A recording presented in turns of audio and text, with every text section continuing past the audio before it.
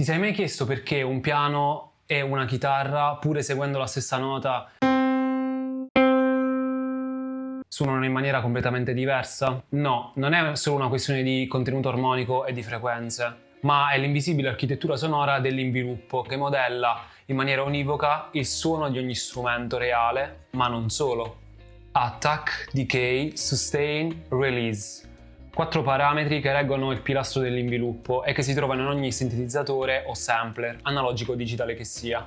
Avere padronanza dell'inviluppo è utile per riuscire a dare vita ai suoni che abbiamo nella testa nell'esatta maniera in cui ce li immaginiamo. In questo tutorial andremo a guardare nel dettaglio l'inviluppo e i suoi 4 parametri, fornendoti quindi la conoscenza per poterlo capire e saper plasmare il suono a tuo piacimento. Faremo anche degli esempi pratici, per esempio prenderemo un white noise e creeremo una hi-hat stile 808 e con lo stesso white noise potremo creare anche degli effetti, degli sweep effect, e ti farò capire anche come i parametri dell'inviluppo sono anche fondamentali per dare forma e carattere a suoni come un synth string, come un pad o un dub pad o anche un bass pluck.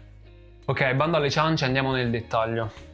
Fermi, prima di continuare il video ricordati di mettere un like e di sottoscriverti al canale per supportarmi, grazie. Se vuoi andare in profondità rispetto a questi argomenti o qualsiasi altra cosa che riguarda il mondo della produzione musicale e della tecnica del suono, scopri la mia offerta formativa attraverso il link in descrizione a questo video. Con il termine inviluppo si intende l'andamento dell'ampiezza di un suono nel tempo, dal momento in cui il suono viene generato al momento in cui il suono si estingue. Ricordiamo che l'ampiezza di un suono si misura in dB. Quindi fondamentalmente l'inviluppo segue l'andamento del crescere e del decrescere dell'intensità sonora. Prendiamo per esempio il suono generato da una chitarra. Dal momento in cui io pizzico la mia chitarra sentirò quasi istantaneamente un impulso sonoro. Poi col passare del tempo il suono inizia a decrescere lentamente, progressivamente, per poi estinguersi dopo un certo intervallo di tempo. Ok, andiamo ad analizzare l'inviluppo della nostra nota di chitarra. Ok, quindi questa è la nostra forma d'onda. Immaginiamo di tracciare un asse che attraversa tutta la nostra forma d'onda e passa per l'asse di simmetria della nostra forma d'onda. Perché sì, la nostra forma d'onda è appunto simmetrica, ci sarà una parte positiva, quella superiore all'asse che ho appena tracciato, e quella negativa. Ai fini dell'analisi dell'inviluppo possiamo considerare soltanto la parte positiva e trascurare quella negativa. L'asse che ho appena tracciato non sarà altro che il nostro asse temporale. Quindi scriverò T millisecondi. Perché?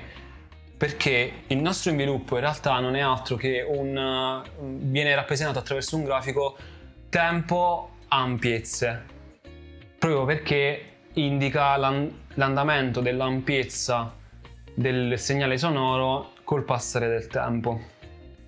Quindi disegno l'asse del tempo, con un altro colore disegnerò in perpendicolare un secondo asse che sarà il nostro asse del volume, dell'ampiezza che si misura in dB, quindi scriverò A dB.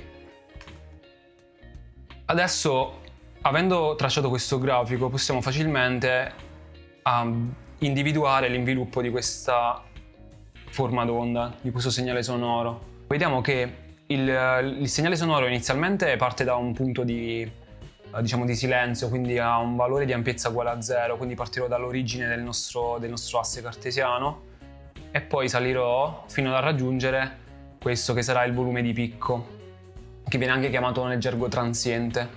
Ok, dopo aver raggiunto il volume di picco vediamo che il segnale sonoro tenderà a scendere fino a raggiungere qui una sorta di livello stabile per un certo periodo di tempo, poi continuerà a decrescere,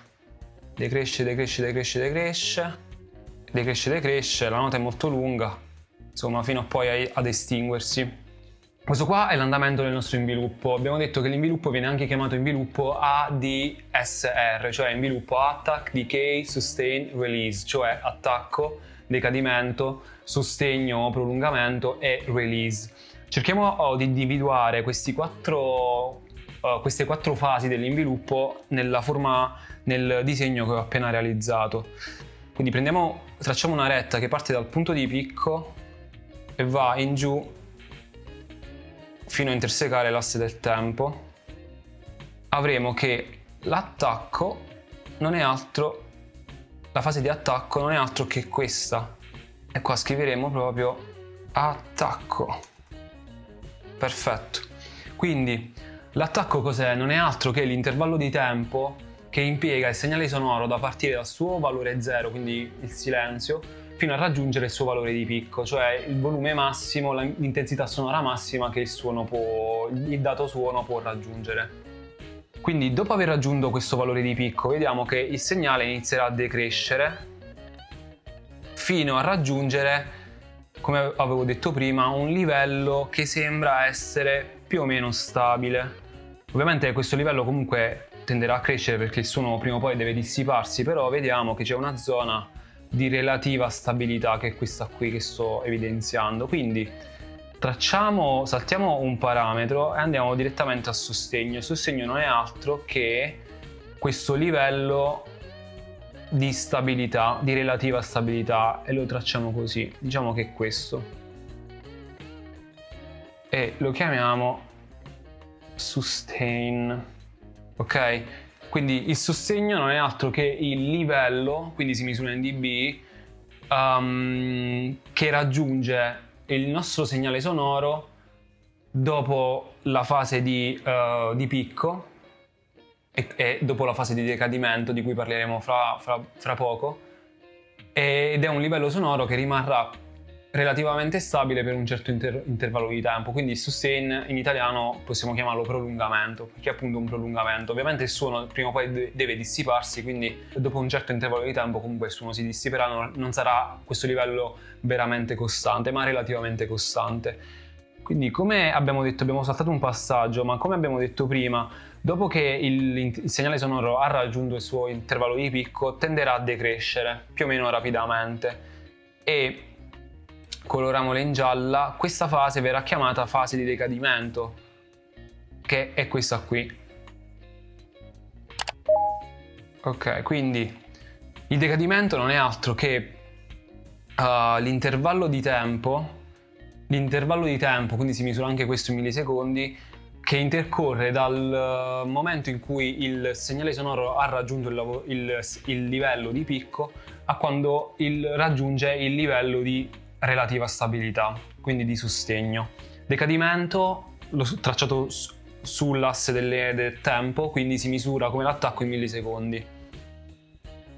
Poi, dopo che il segnale sonoro ha raggiunto questo livello di stabilità, vediamo che continua a decadere, in questo caso molto più lentamente, e questa ultima fase non è altro che la fase di release, e la disegnerò in verde.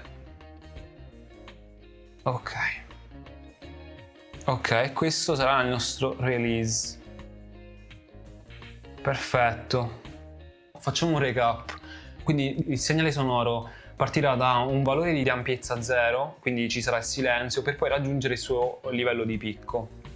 L'intervallo che occorre affinché il segnale sonoro passi dallo stato di ampiezza 0, quindi di silenzio, e raggiunga il suo valore livello di picco, verrà chiamato attacco. Quindi è un intervallo di tempo. L'attacco è un parametro in funzione del tempo, si misura in millisecondi. Poi, dopo aver raggiunto il suo valore di picco, il segnale sonoro tenderà a decrescere. Questa fase verrà chiamata decadimento, fino a raggiungere un livello di relativa stabilità. Quindi l'intervallo di tempo che occorre al segnale sonoro per raggiungere il suo valore di livello stabile verrà chiamato decadimento, anche questo in funzione del tempo, e si misura in millisecondi. Il livello invece di cui arriva il segnale e che si mantiene stabile relativamente stabile per un certo intervallo di tempo, viene chiamato sustain o sostegno prolungamento, ma è un livello, quindi è in funzione dell'ampiezza e quindi si misura in dB. Non confondiamoci, importantissima questa cosa. Poi, dopo che il segnale ha raggiunto questo valore di livello stabile, continuerà a decrescere fino a estinguersi e raggiungere di nuovo il livello di ampiezza zero, quindi di silenzio. Questa fase sarà il release, quindi il release sarà l'intervallo di tempo dal livello di stabilità al livello di silenzio di 0 dB. E anche il release è in funzione del tempo e si misura in millisecondi, importantissimo. Quindi nota, attacco, decay e release sono parametri in funzione del tempo e si misurano in millisecondi. Il sustain è invece un parametro in funzione dell'ampiezza e si misura in dB. Facciamo adesso altri esempi di inviluppo sonoro. Analizziamo per esempio, non so, uno snare e cerchiamo di capire com'è il suo inviluppo e magari cerchiamo dei parallelismi rispetto all'inviluppo della nota della nostra chitarra. Quindi per esempio prendiamo questo snare e già notiamo una cosa. Guardate qui, il nostro oscilloscopio copre una battuta, un 4 quarti. Nel caso della nota della nostra chitarra, la nota si prolungava fino a questa parte qui e andava anche ben oltre. Guardate invece la forma d'onda dello snare, quanto è breve, quindi anche l'inviluppo sarà brevissimo in questo caso. Sarà veramente breve. Quindi cosa notiamo? Che come nel caso della corda del violino, la fase di attacco dello snare è anche abbastanza breve, cioè il segnale sonoro raggiungerà un valore di picco in pochissimo tempo, direi 1-2 millisecondi, anche meno. Dopo aver raggiunto questa fase di picco, vediamo che il segnale decaderà veramente molto velocemente e rapidamente. Quindi anche il decay sarà abbastanza più basso rispetto a quello della nota della nostra chitarra. Quindi il segnale decade, raggiunge questo livello di stabilità, ma guardate sia quanto il livello di stabilità sia basso in termini di ampiezza e guardate anche quanto dura poco poi il segnale, cioè si estinguerà, quindi la fase di release sarà anch'essa veramente molto breve. Infatti lo snare è un suono iper percussivo, iper brevo, iper impulsivo si dice. È brevissimo. Invece la nota della nostra chitarra, guardiamo, facciamo la differenza. E guardate quanto ci mette ad estinguersi. Guardiamo lo snare. Fine. E questo è lo snare. Ora prendiamo invece un altro strumento completamente diverso. Quindi un violino. La nota di un violino.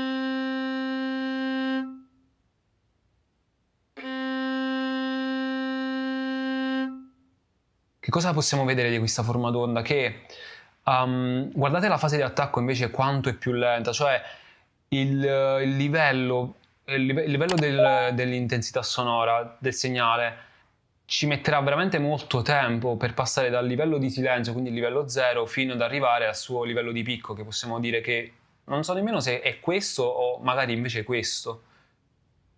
Ci mette veramente molto tempo, ha un attacco molto lungo, quindi guardate quanto è diverso questo rispetto all'inviluppo di uno snare, all'inviluppo anche di una corda di una chitarra, quindi l'attacco sarà molto lungo, qua si tratterà di molti millisecondi, quasi forse secondi, possiamo anche calcolarlo con Ableton, diciamo che questo è l'attacco, il valore di picco, abbiamo 2 e 794 millisecondi, quindi ci metterà 2 secondi e 794 millisecondi per raggiungere questo valore di picco.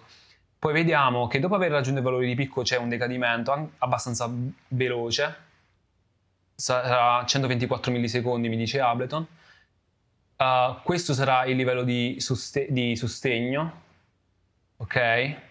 Molto più basso rispetto al volume di attacco, al livello di attacco, e poi vediamo che il suono comunque decresce, anche esso abbastanza velocemente, diciamo che forse qua è la fine, ci metterà 310 millisecondi.